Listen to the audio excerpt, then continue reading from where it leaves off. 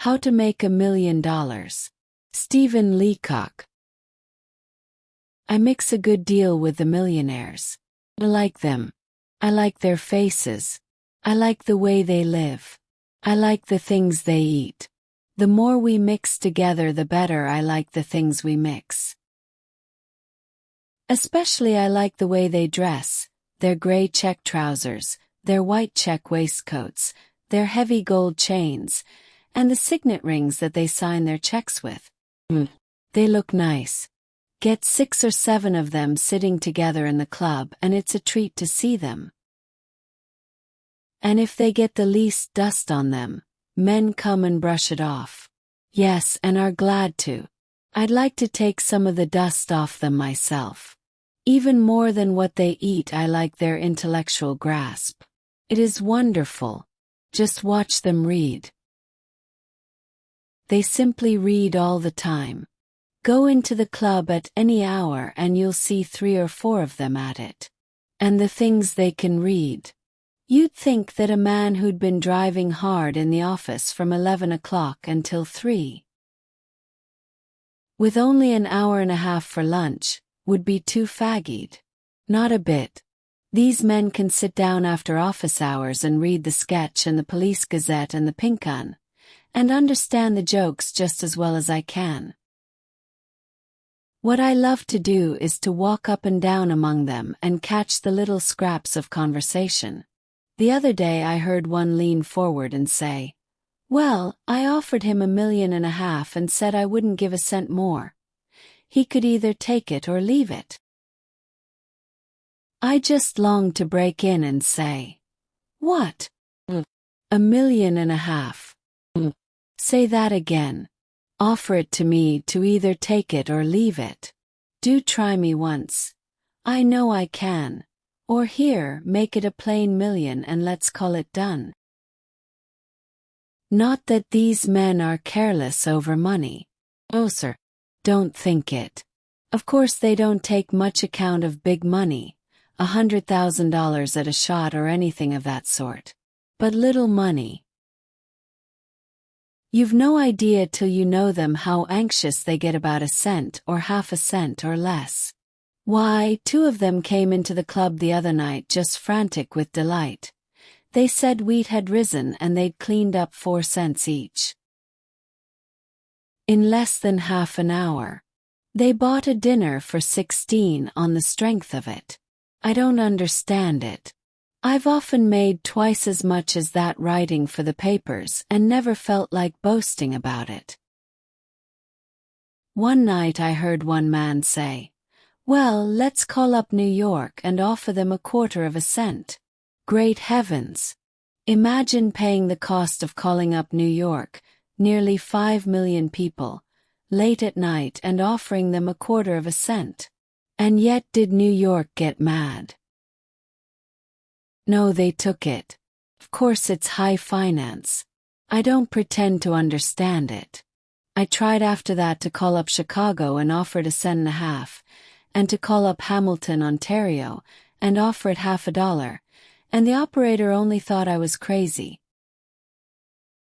All this shows, of course, that I've been studying how the millionaires do it. For years. I thought it might be helpful to young men just beginning to work and anxious to stop. You know, many a man realizes late in life that if when he was a boy he had known what he knows now, instead of being what he is he might be what he won't. But how few boys stop to think that if they knew what they don't know instead of being what they will be, they wouldn't be. These are awful thoughts. At any rate, I've been gathering hints on how it is they do it. One thing I'm sure about. If a young man wants to make $1 million, he's got to be mighty careful about his diet and his living. This may seem hard, but success is only achieved with pains. There is no use in a young man who hopes to make $1 million thinking he's entitled to get up at 7:30, eat force and poached eggs, drink cold water at lunch, and go to bed at 10 p.m. You can't do it. I've seen too many millionaires for that. If you want to be a millionaire, you mustn't get up till 10 in the morning. They never do. They daren't.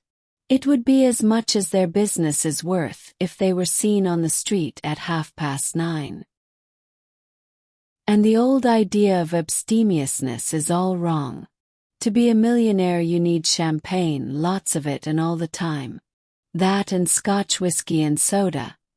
You have to sit up nearly all night and drink buckets of it. This is what clears the brain for business next day.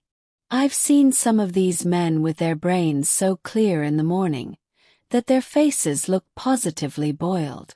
To live like this requires, of course, resolution. But you can buy that by the pint. Therefore, my dear young man, if you want to get moved on from your present status in business, change your life. When your landlady brings your bacon and eggs for breakfast, throw them out of window to the dog and tell her to bring you some chilled asparagus and a pint of Moselle. Then telephone to your employer that you'll be down about 11 o'clock. You will get moved on. Yes, very quickly. Just how the millionaires make the money is a difficult question. But one way is this. Strike the town with 5 cents in your pocket. They nearly all do this. They've told me again and again, men with millions and millions, that the first time they struck town they had only 5 cents. That seems to have given them their start. Of course, it's not easy to do. I've tried it several times. I nearly did it once. I borrowed 5 cents, carried it away out of town, and then turned and came back at the town with an awful rush.